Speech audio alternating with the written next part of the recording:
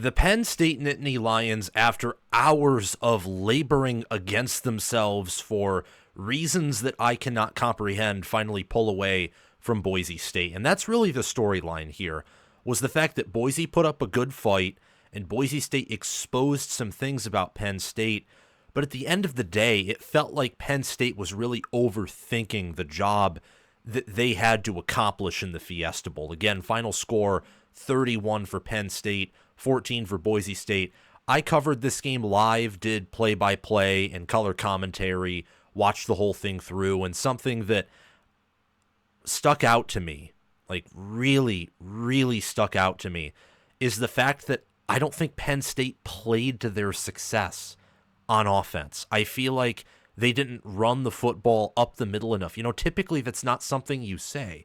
Typically, coaches are criticized for pounding the rock too much, for being too conservative, too bland, open things up.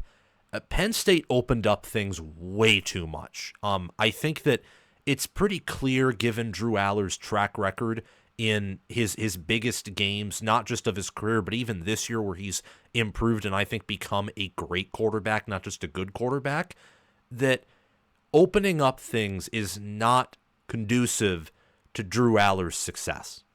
Just isn't.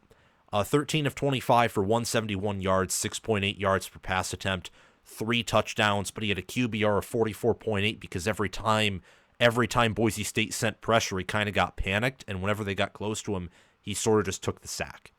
And I don't think Kotelnicki called a great game. The defense, though, for Penn State and Tom Allen, absolutely phenomenal, and Ashton Jeanty still got 100 rushing yards despite Penn State hitting him behind the line of scrimmage almost every time Matto Madsen handed the ball off to him. So we're going to talk about this game here, and before we do, I just want to give you a quick reminder to subscribe to the channel, to like the video, to comment your thoughts down below, and also to hit the notification bell. That way, you will get notified when we go live for the quarterfinal games today at the time of this recording for Texas, Arizona State, for Oregon, Ohio State, and for Georgia, Notre Dame. We will be doing play-by-play and color commentary for all those quarterfinals. We will be doing play-by-play and color commentary for the Orange Bowl, which Penn State is a participant of, for the Cotton Bowl, for the National Championship, all those games. And also, we are doing a giveaway to celebrate 20,000 subscribers earned on the channel, where we have 4 winners, and each of the winners get $40 worth of compensation and of gifts. $20 Visa gift card to spend on anything, $20 gift card to spend on my merchandise store. Link to that is in the description. Just comment down below and you've entered the lottery, and the winners will be announced on the semifinal games dates, January 9th and January 10th at the halftime of the semifinals, 2 for the Cotton Bowl, 2 for the Orange Bowl. Again, like, subscribe, hit the notification bell. If you want to support what I do here, donate to the Patreon page, purchase merchandise from my merchandise store. The links to those are down below in the pinned comment or the description. You can donate via YouTube Super Thanks, and you also can just join the Discord server, which is totally for free, but that does a lot to support the channel as we talk about college football 24/7 and have a grand time doing it. But enough of that, enough of the chitter chat. I think I've introduced the groundwork to this game that I want to lay out. And the funny thing about Penn State, and the reason I pause when talking about them, is this is a team that has just kind of been everywhere, but consistently everywhere. They're not like many other teams in the college football playoff, like, let's say, Georgia and Ohio State. Take them, for example. Even take Notre Dame. Those teams have seen some very, very bad lows, to be frank. Ohio State losing to Michigan, Notre Dame losing to NIU was a complete debacle. I don't even know how that game happened in hindsight, given how Marcus Freeman's coaching right now and how his team is playing. And for Georgia getting blown out by Ole Miss the way they did, that was pretty bad. But Penn State hasn't had a low quite like those 3. Part of it is because they've played an easier strength of schedule than Ohio State and Georgia. Another part of it is I don't think they have the type of mental block against any team like Ryan Day does against Michigan for whatever reason. And also for Notre Dame, I think that Marcus Freeman kind of lets his players a bit too loose in some spots earlier in the season, and that loss kind of was needed as a rallying cry. For Penn State, though, they haven't exactly showcased the same ceiling that any of those three teams have at times this year, at least in a win. Notre Dame showed against Indiana they can just lock you up if you aren't at their talent level, if they can control you in the trenches. They showed their defense is that good, their offense can be on schedule, and that they can run on basically everyone. You can just only hope to slow them down, not stop them. For Ohio State, they've showcased against Tennessee and against Oregon that they can pass the football everywhere, that they can strike at any moment. And they've also shown against Penn State, for example, and Indiana, and even in a loss to Michigan, that their defense is pretty darn good. It's the best in the country. For Georgia, they have showcased against Alabama in the second half that they can roar back and you can never really put them away. They've beaten Texas twice, a team that I think roster-wise most coaches would prefer to have due to their higher ceiling on offense while having similar play on defense. For Penn State has kind of just been a little bit consistently inconsistent. I feel like it's a lame term, though. I think the better term is they've just been consistently there and consistently Penn State and Penn State as we know them under James Franklin, where in this game, Penn State was +2 in turnovers and +109 in rushing yards. I mean, what I said was going to happen in this game in the broad sense happened. Penn State won. Penn State covered. Jeanty had like one long run. Wasn't the long run that I thought he was going to have. I thought he would have like 2 rushing touchdowns, by the way, maybe even 3. Didn't even have a single score. And he didn't even have 150 yards like I thought he was going to have. But he was limited, did some things, but was overall very limited. Boise State only scored 14 points. Penn State scored 31. Had a very good time on the ground on both sides of the football, and also got some pressure on Matto Madsen, although I think Boise State's offensive line and pass pro and their D-line and pass rush did a very impressive job in this matchup, the Fiesta Bowl. If I tell you that Penn State was +2 in turnovers and +109 in rushing yards, you know they're going to win. But these are obvious things about Penn State. There's nothing, frankly, there's nothing special about this win outside of what it means for Penn State's advancement to play in the Orange Bowl. Like, that's it. The special part about this is it's another win in the college football playoffs for James Franklin. And I'm not trying to hate when I say that or be dismissive, but Penn State earning this win is sort of like, it's not even as impressive as Ohio State beating Tennessee, but Ohio State should have beaten Tennessee. They should have beaten Tennessee pretty handily. They did. In fact, they blew them out. That is what Ohio State is expected to do. Just is the reality of the situation. Like Michigan beating Ohio State, beating Alabama this year, that's what Michigan should be. And the reason why the season was a failure for Michigan, just cross-referencing a bunch of Big Ten teams, is they lost to Washington. They lost to Illinois because Texas and Oregon hosed them, and they couldn't do anything about it. Because they lost to Indiana when the opportunity to win presented itself. They failed. And like the good parts of their wins, the late wins in the season haven't redeemed that. For Ohio State and Penn State, it's similar. Their season just isn't over, unlike Michigan's. If Ohio State wins it all, season's a success. If they reach the title game, season's probably somewhat of a success. For Penn State, I don't think this game makes the season a success. I don't.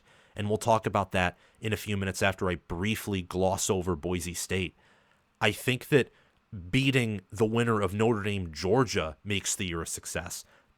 This game is just making sure that Penn State didn't completely fall flat on its face for the nth time in a row in a big moment. And again, I don't think I'm hating when I say that. I think a lot of Penn State fans understand where I was coming from, because Boise State is a classic example of the loss of college football. That seems like quite a massive pivot, but the point, which was the exact same one I made about SMU, is that it didn't matter what Boise State did in this game. Penn State was going to win.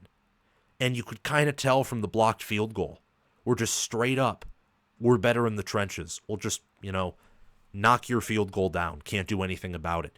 We will run on you to the left, to the right, up the middle, occasionally to the outside, and you can't stop us. When Penn State executed perfectly, it looks like it was going to be a blowout. Now, they didn't, and that's because they can't. That's because this Penn State offense can't.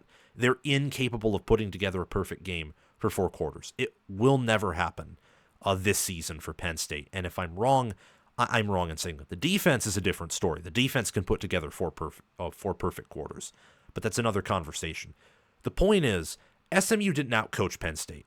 Penn State just kind of got in SMU's head, outplayed them. I also thought, to a certain degree, they even outcoached SMU, and they blew them out.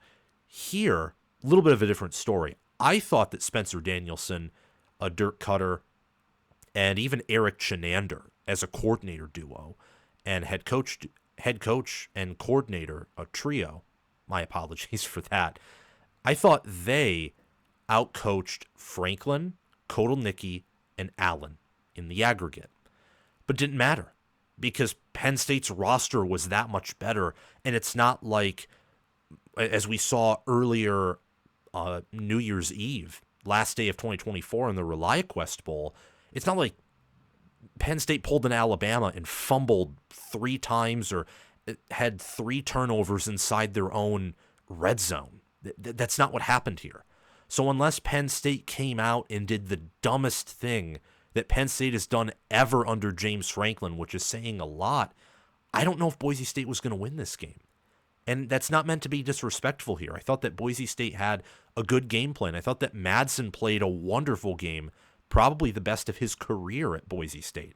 Penn State had some issues covering Boise State's wide receivers, which we talked about in the deep dive, that Boise State's wide receivers, specifically Cam Camper, may have some opportunities through the air on Penn State.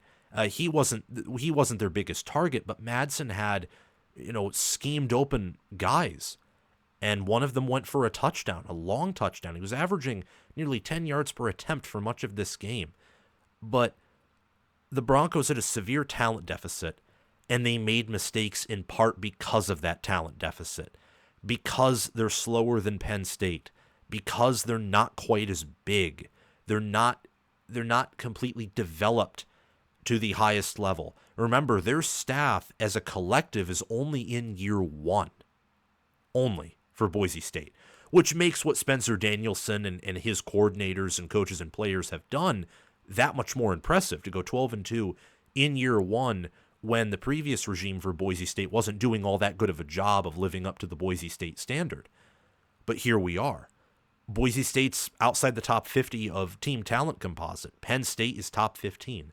And on this channel, I have said time and time again, and I think that some of these bowl games have showcased this just a bit, not a whole lot. And I think that some games in the regular season, many of them, have showcased this. I think that Oregon being 13-0 despite not being top 3 in roster talent, and they've played a tough schedule, showcases this a bit. Michigan winning it all. That having the most 5 stars is a bit overrated in college football, but it's still important. Something can be overrated, but also have some truth to it. That's the whole logic behind talent wins, like just talent wins. And this game was an example of that. The Fiesta Bowl was. That's all I'm going to say on that. Just a few more things on Boise State are the fact that they exposed more of Penn State's weak spots. Like Allar, already talked about it. Allar, 13 of 25, 171 passing yards, 6.8 yards per attempt, 3 touchdowns. They earned 4 sacks on a Penn State tackle unit that PFF had graded pretty low, that my model graded somewhat like iffy, and that in terms of sack percentage wasn't perfect, wasn't elite. And Boise State was able to calculate in very good moments when to send stunts and when to send blitzes, when to send volume, and Allar just straight up imploded on a lot of those. On some others, he made some moves, but overall, I thought that Boise State did a pretty good job of showing who Drew Allar is in these bigger moments when things aren't perfect for him. And I think that Boise State, they're outside the top 75 in opponent yards per attempt and opponent yards per completion, at least before this game they were, and they probably still will be. And yet Allar threw for fewer yards per attempt on Boise State's secondary than the average quarterback throws on Boise State's secondary. I think that Penn State's pass attack problems are more of a Drew Allar thing, a more of his wide receivers thing, than rather Penn State facing a bunch of elite passing, like Ohio State, for example. That Ohio State game with Allar having that bad of a time, that's because he faced the number one safety room in the country. Penn State was a little bit just out of whack. Ohio State was very disciplined in that game, definitely won the coaching battle. That game was kind of like, whoa, you were exposed there, but at the same time, like, okay, maybe it was just Ohio State's defense is the best in the country. You look at Allar throughout the season, though, against some of these better teams that he's played. We'll talk about this when we get to Penn State here, and it's more than that. But Boise State did expose some of Penn State's weak spots. That means that Boise State, I think, is a good team, the fact they were able to do that. And they averaged 8.7 yards per attempt through the air. So they made that Penn State secondary and backfield linebacker core a bit confused at times and even out-athleted them in moments. And last but not least, their defense played their hearts out. They earned 4 sacks. They held Penn State to around just 4 yards per carry until Singleton's 58-yard touchdown run. And I also thought that, again, we already talked about it, but look at Drew Allar. I thought that Penn State's corners and safeties did an all right job in covering. Safeties, like Ty Benefield, for example, constantly holding Tyler Warren, but that's Tyler Warren. Like, he's special. The corners sometimes let Amari Evans and Harrison Wallace get behind them, but Penn State's problems at any of their positions have never been about a lack of talent, I don't think. I think a lot of it has been about more of a lack of development or consistency or chemistry. That's just my opinion. Of course, recruiting better helps, but we've seen teams win it all without Jeremiah Smith and Marvin Harrison Jr. I mean, come on. Marvin Harrison Jr. didn't even win a national championship during his time at Ohio State. Like, we've seen teams without alien and even X-Factor wide receivers win it all. It's the same with every other position. Like, does it help? Heck yeah. But Penn State's wide receiver core as a whole isn't just a non-X factor. There's an argument to make that it's just average. And that's not good enough. Just isn't. And Boise State was able to do all right in coverage. They were phenomenal at getting pressure, I thought. And their run defense, after that first quarter and before the fourth, I thought did a pretty respectable job. Let's talk about Penn State, though, the winner of this game. And first and foremost, what I want to say is that their trench play, it can, every time I watch them, I'm impressed with their offensive line and run blocking. I'm impressed with their defensive line and how just snap the football, they're already in the backfield. It's impressive. What Abdul Carter, Dennis-Sutton, Amin Vanover, what Keziah Izzard, Dvon J. Thomas, what Zane Durant can do is just incredible. And keep in mind, Abdul Carter was out for much of this game. Hurt his arm, had to kind of put it in a brace. Hopefully it's not broken. Hopefully he can play in the Orange Bowl. They'll need him against Notre Dame and Georgia, in my mind. But maybe that's something I'll think about and kind of mull over a bit. But they didn't have him, and they still got 4 sacks. Well, 3 sacks, Penn State did, and 9 tackles for loss. And, I mean, the story of Penn State all year on defense has been, can they tackle well?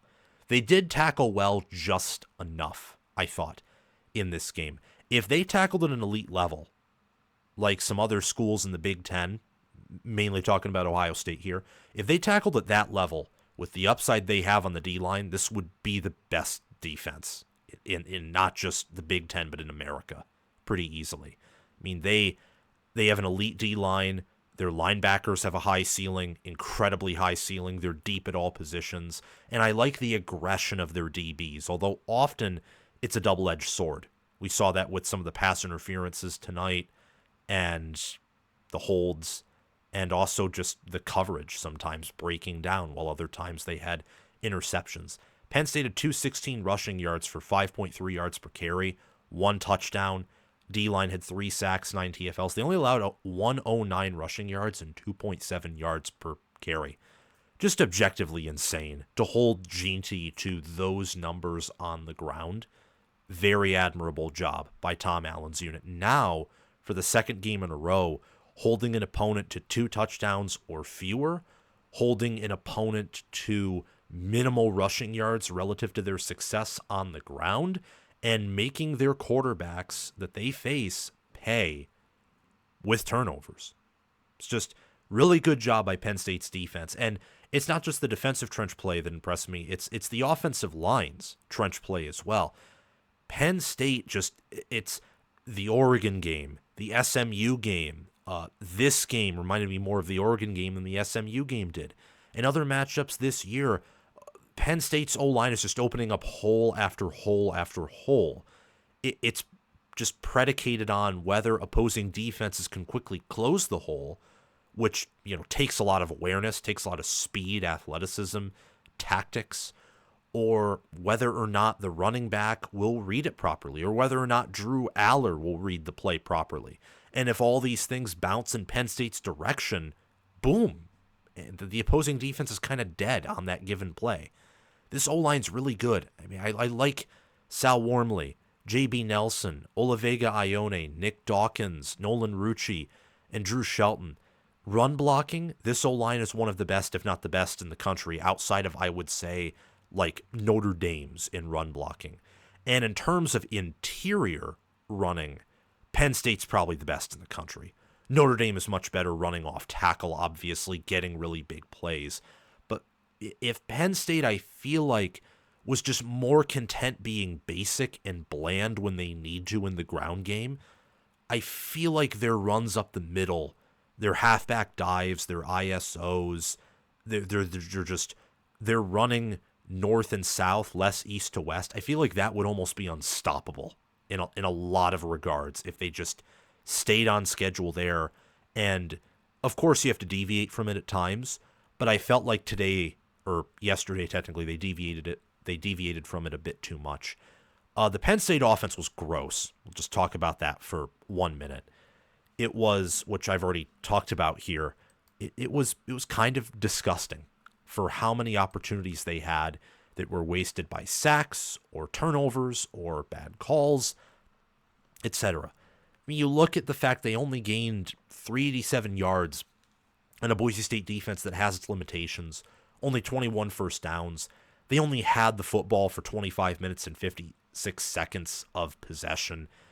Allar, as I already mentioned, had a QBR of like a 44.8 against Boise, 149.1 passer rating. You know what's interesting about Drew Allar? Let me tell you the stat lines of his games against SMU, Oregon, Ohio State, and Illinois. All of the other top 25 teams that he has played with Penn State this year. Illinois, 15 of 21, 135 yards, 71.4% completion percentage. No touchdowns, no picks. 15 rushing yards, 125.4 passer rating. Ohio State, 12 of 20, 146, 60% completion percentage. No touchdowns, 1 pick. The pick wasn't really his fault, but still, it's there. 31 rushing yards, 111.3 passer rating.